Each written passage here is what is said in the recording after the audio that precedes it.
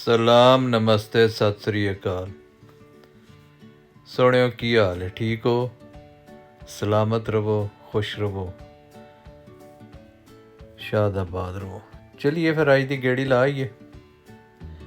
ਆ ਜਾਓ ਮੇਰੇ ਨਾਲ। ਮੌਸਮ ਬੜਾ ਪਿਆਰਾ ਅੱਜ।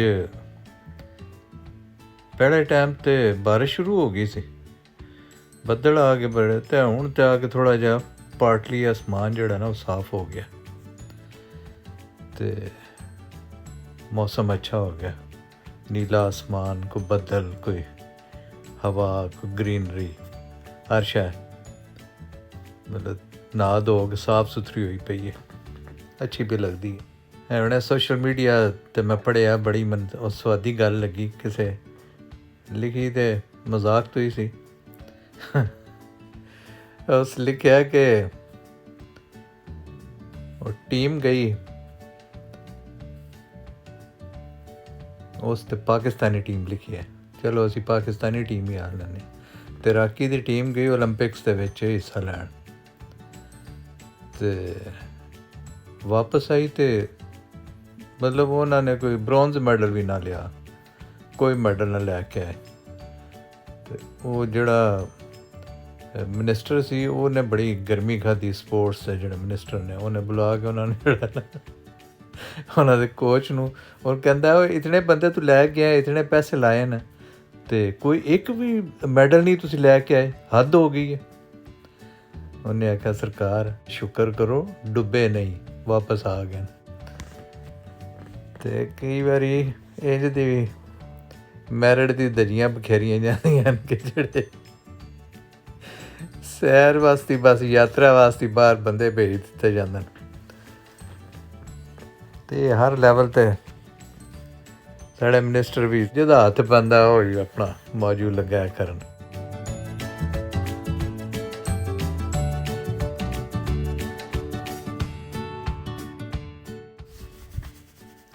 ਹੋਰ ਸੁਣਾਓ, ਕੀ ਹਾਲ ਹੈ?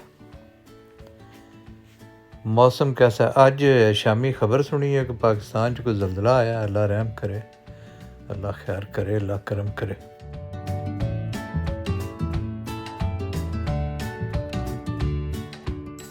ਬਸ ਅੱਲਾ ਤਾਲਾ ਸਾਡੇ ਸਾਰੇ ਦੋਸਤਾਂ ਨੂੰ, ਤੁਹਾਨੂੰ ਸਾਰਿਆਂ ਨੂੰ, ਸਾਰੇ ਹਮਵਤਨਾਂ ਨੂੰ ਆਪਣੀ ਹਿਫਾਜ਼ਤ ਵਿੱਚ ਰੱਖੇ, ਆਪਣੀ ਪਨਾਹ 'ਚ ਰੱਖੇ, ਆਸਾਨੀਆਂ ਅਤਾ ਫਰਮਾਏ। ਅੱਛਾ, ਡਿਪਰੈਸ਼ਨ ਇੱਕ ਜਿਹੜੀ ਹੈ ਨਾ, ਡਿਪਰੈਸ਼ਨ ਇੱਕ ਫਿਜ਼ੀਕਲ ਚੀਜ਼ ਹੈ। ਇਹ ਬਾਅਦ ਬੰਦੇ ਸਮਝਦੇ ਨੇ ਨਾ, ਬਾਅਦ ਬੰਦੇ ਸਮਝਦੇ ਨੇ ਕੋਈ ਜੈਨੀ ਪੈ ਗਏ ਨੇ, ਇੱਕ ਬੰਦਾ ਇੱਕਦਮ ਜਿਹੜਾ ਉਹ ਬਿਲਕੁਲ ਹੱਸਦਾ ਖੇਡਦਾ ਬੰਦਾ ਜਿਹੜਾ ਉਹਨੂੰ ਚੁੱਪ ਲੱਗ ਜਾਂਦੀ ਹੈ, ਔਰ ਉਹਦੇ ਕੋਲੋਂ ਕੋਈ ਚੱਜ ਨਾਲ ਕੰਮ ਹੁੰਦਾ ਹੀ ਨਹੀਂ। ਇਹ ਅਸਲ ਦੇ ਵਿੱਚ ਇੱਕ ਫਿਜ਼ੀਕਲ ਮਸਲਾ ਹੁੰਦਾ। ਇਹ ਜਿਸਮ ਦੇ ਵਿੱਚ ਸਾਡੇ ਕਈ ਮਿਨਰਲਸ ਹੁੰਦੇ ਨੇ, ਉਹ ਕਿਸੇ ਮਿਨਰਲ ਦੀ ਕਮੀ ਦੀ ਵਜ੍ਹਾ ਤੋਂ ਉਹ ਬੰਦੇ ਦੇ ਨਾਲ ਜਿਹੜਾ ਨਾ ਇਹ ਚੀਜ਼ਾਂ ਬੀਤ ਜਾਂਦੀਆਂ ਨੇ, ਅਤੇ ਉਹ ਅਸੀਂ ਤਵੀਜ਼ ਗੰਢੇ ਅਤੇ ਫੂਕਾ ਫਾਕੀ 'ਤੇ ਲੱਗੇ ਰਹਿੰਦੇ ਹਾਂ। ਉਸ ਬੰਦੇ ਨੂੰ ਡਾਕਟਰ ਕੋਲ ਜਾ ਕੇ ਆਪਣੇ ਟੈਸਟ ਵੈਸਟ ਕਰਵਾਉਣੇ ਚਾਹੀਦੇ ਨੇ, ਪਤਾ ਲੱਗੇ ਕਿ ਕਿਸੇ ਵਿਟਾਮਿਨ ਦੀ ਕਮੀ ਤਾਂ ਨਹੀਂ। ਅਮੂਮਨ ਵਿਟਾਮਿਨ ਦੀ ਕਮੀ ਜਿਹੜੀ ਹੈ ਉਹਦੇ ਨਾਲ ਬੰਦੇ ਦੀ ਉਹ ਜ਼ਿਹਨੀ ਸਲਾਹੀਤਾਂ ਜਿਹੜੀਆਂ ਨਾ ਉਹ ਕੰਮ ਪੈ ਜਾਂਦੀਆਂ ਨੇ।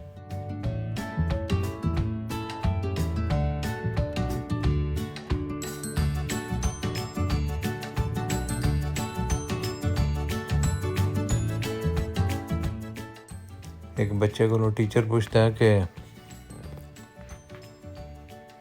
ਜਨੂਬੀ ਅਮਰੀਕਾ ਕਿੱਥੇ ਹੈ? ਉਹਨੇ ਦੱਸਿਆ ਜੀ ਫਲਾਣੀ ਥਾਂ ਹੈ। ਉਹਨੇ ਦੂਜੇ ਬੱਚੇ ਕੋਲੋਂ ਪੁੱਛਿਆ ਜਨੂਬੀ ਅਫਰੀਕਾ ਕਿਸ ਦਰਿਆਫਤ ਕੀਤਾ? ਅਤੇ ਉਹ ਪਹਿਲੇ ਬੱਚੇ ਨੇ ਹੱਥ ਲਾ ਗਿਆ ਤਾਂ ਇਸ ਹੁਣੇ ਹੀ ਕੀਤਾ, ਦੱਸਿਆ ਇਸ। ਸੋ ਚੀਜ਼ਾਂ ਦਰਿਆਫਤ ਕਰਦੇ ਰਿਹਾ ਕਰੋ। ਬਾਜ਼ ਔਕਾਤ ਜਿਹੜਾ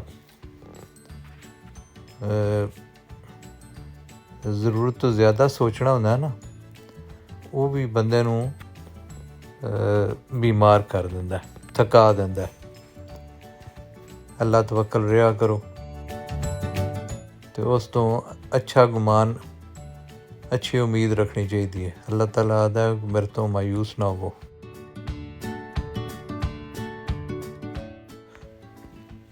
मेरी रहमत तो उम्मीद रखो।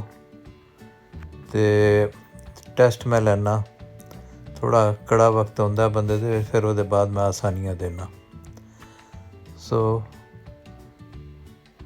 मायूस ना होया करो। मायूसी जिहड़ी ना वो बंदे नूं फिर कुफर तक लै जांदी है।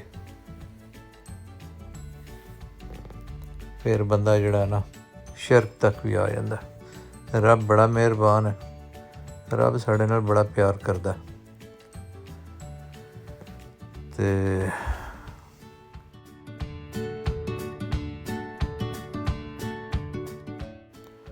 बाज़ औक़ात जिहड़ी चीज़ सानूं नापसंद हुंदी है ना, ओहदे विच साढ़े आस्ते उसको बेहतरी रखी हुंदी है।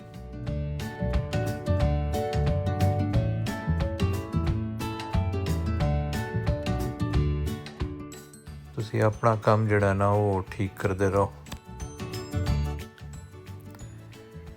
ते दिल नूं साफ रखना चाहिए। जे किसी नाल कोई नेकी हो सकती है तो करो, जे नहीं तौफीक तो ਉਹਦੇ वास्ते दुआ करो, ਉਹਦੇ वास्ते अच्छी नीयत रखो। बदनीयती नहीं होनी चाहिए। ना किसी वास्ते बुरा सोचो तो ना बुरा करो।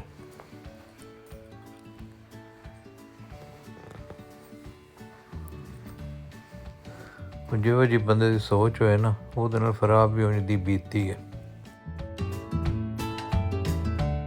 कोशिश करो कि अंग्रेज़ी च आखदे ने act well your part there all the honour lies, कि तुसीं अपना काम दयानतदारी नाल सीधे तरीके नाल करदे रहो, अल्लाह तुहानूं इज़्ज़त देगा।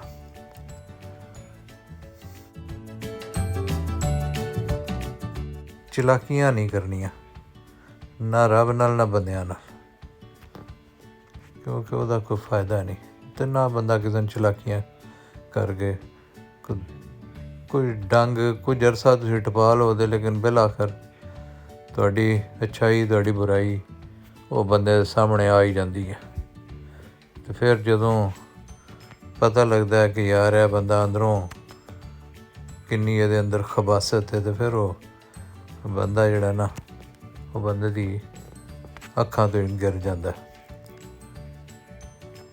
ते ठुड्डा ला के डिग्गिया बंदा उठ जाता, जिहड़ा नज़रां चों गिर जाए ना वो नहीं उठ सकता।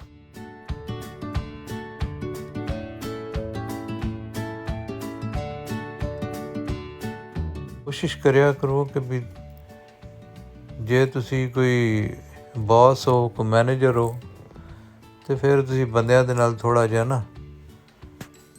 कोई हस के भी गल कर लिया करो। कदी कदी उन्होंने शाबाश भी दे दिया करो। वो बाज़ बंदियां दी आदत हुंदी है कि जे वो किसी दे उत्ते मोनीटर लग ही गए ना, तो उन्हें सौं पाई है भी बंदा सोने का भी बन जाए ना, तो उन्हें मनना नहीं, उन्हें शाबाशी नहीं देनी।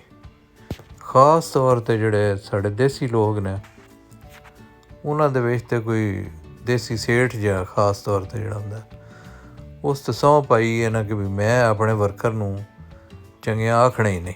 वो आखदे चंगिया कोई ख़राब हो जाता, कोई ज़रूरी नहीं भी सारे इक्को जिहे होण। तो करके वेख लो, जे वो चंगिया आखे होर चंगिया करदा तो तुहाडा की जांदा। लोकां दे नाल प्यार मुहब्बत एहसास दा अगर तुसीं सलूक करो दे तो यकीनन वो तुहाडे वास्ते बेहतर कारकुन साबित होण दे।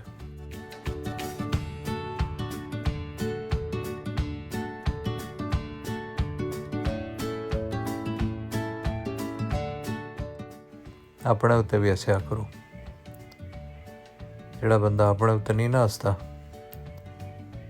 वो फिर बड़ी जल्दी रंजीदा हो जाता छोटी छोटी गल ते।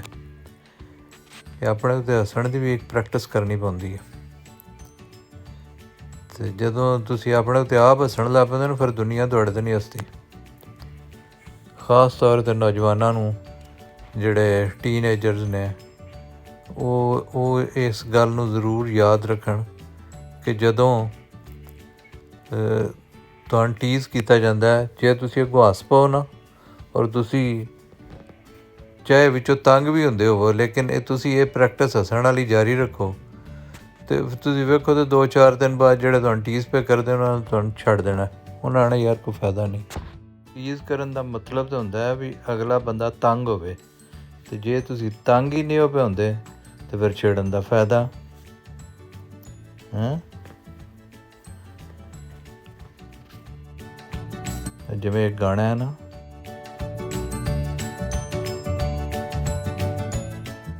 ਜਿਹਦੇ 'ਚ ਉਹ ਕੁੜੀ ਨੂੰ ਜਿਹੜਾ ਨਾ ਉਹ ਹੀਰੋ ਪਿਆਰਦਾ ਕਿ ਤੈਨੂੰ ਕਿਤੇ ਜੰਗਲ 'ਚ ਲੈ ਜਾਵਾਂ, ਤੈਨੂੰ ਛੇੜਾਂ ਡਰਾਵਾਂ। ਹਾਂਜੀ, ਅਤੇ ਉਹ ਇੰਝ ਇੱਕ ਕੁੜੀ ਬੰਦੇ ਨੂੰ ਆਖਦੀ ਵੀ ਤੂੰ ਜੰਗਲ 'ਚ ਲੈ ਗਿਆ, ਤੂੰ ਮੈਨੂੰ ਛੇੜਨਾ। ਉਸਦਾ ਕਿ ਸੌ ਅੱਲਾ ਦੀ ਨਹੀਂ ਛੇੜਦਾ। ਉਸਦਾ ਕਿ ਫਿਰ ਫਾਇਦਾ। ਲਓ ਜੀ, ਮਿਲਦੇ ਹਾਂ ਫਿਰ ਅਗਲੇ ਵਲੌਗ 'ਚ। ਰਾਜ਼ੀ ਬਾਜ਼ੀ ਰਹੋ, ਆਪਣਾ ਦੁਆਲੇ ਸਾਰਿਆਂ ਦਾ ਖਿਆਲ ਰੱਖੋ, ਰੱਬ ਰੱਖਾ।